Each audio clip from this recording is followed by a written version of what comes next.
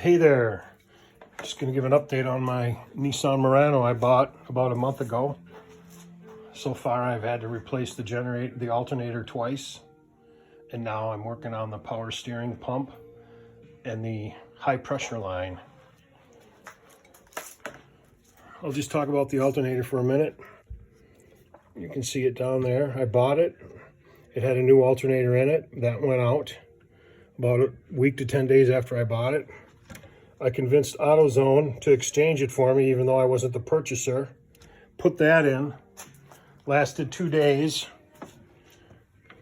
And I thought maybe I had a wiring problem or something. So I just brought it in, and they put in a Denso reman.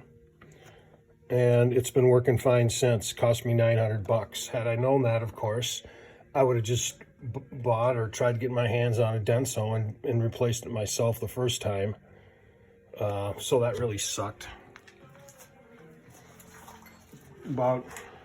After I had that replaced, started leaking power steering fluid.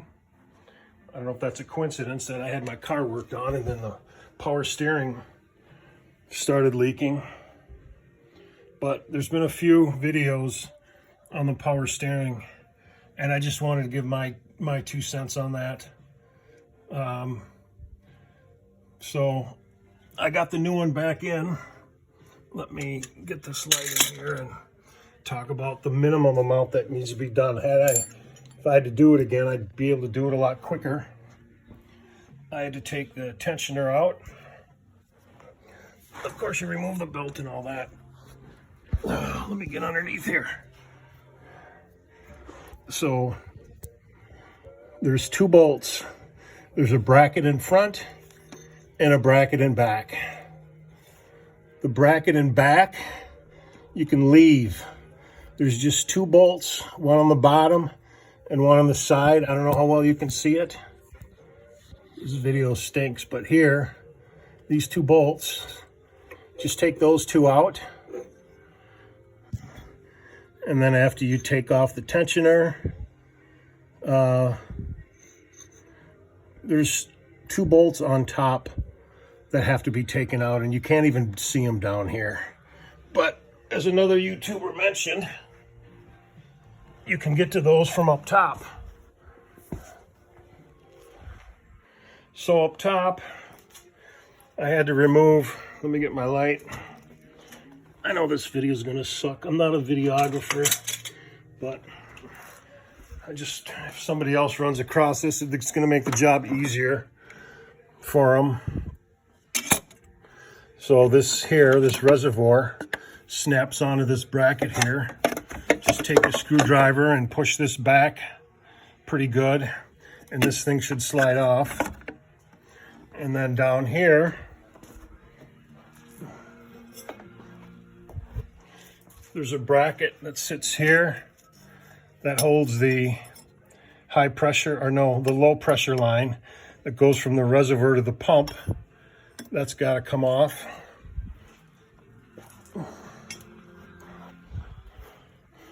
Clean up my goddamn screen.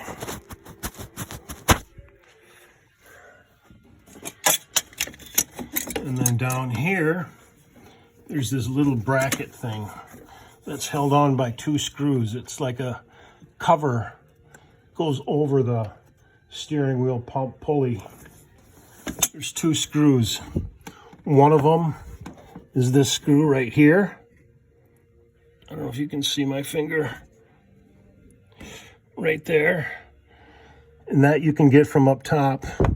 And the second screw on this little steel bracket, you can reach from down below. Once you remove that, let me put this light down here a little better. Let me zoom in here. You see that top bracket, that piece of steel on the right side of the pulley? Well, right in there, there's 2 13mm screws. There we go. You can't see them because I have them in there far enough where you can't reach them. So what you can do, those are tough to get at, but you can get at them from up here get a long 3/8 inch ratchet, and then a 13 millimeter extension socket, and you can feel with your left hand going through the bottom here and through the top where the light is.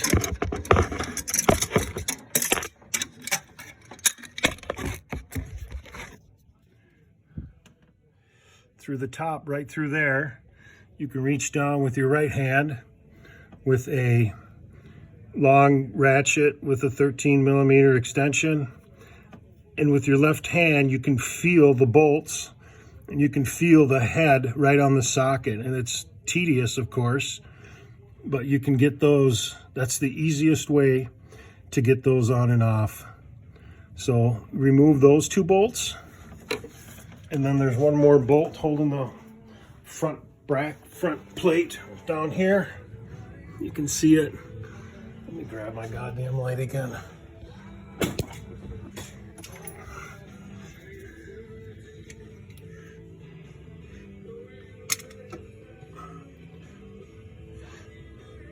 That bolt right there, that's the 3rd one.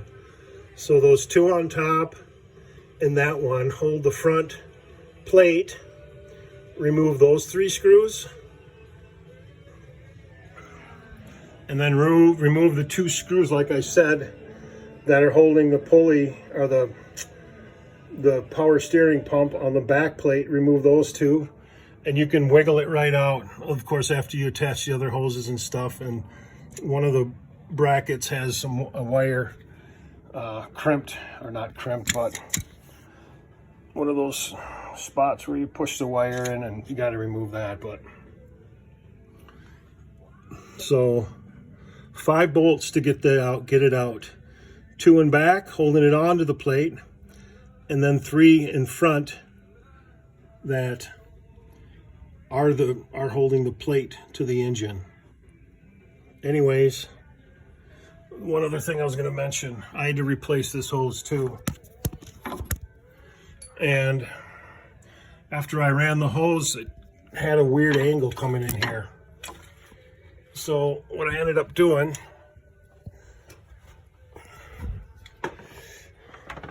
right behind the engine here, you can't see it very good. Well, yeah, you can see it a little bit.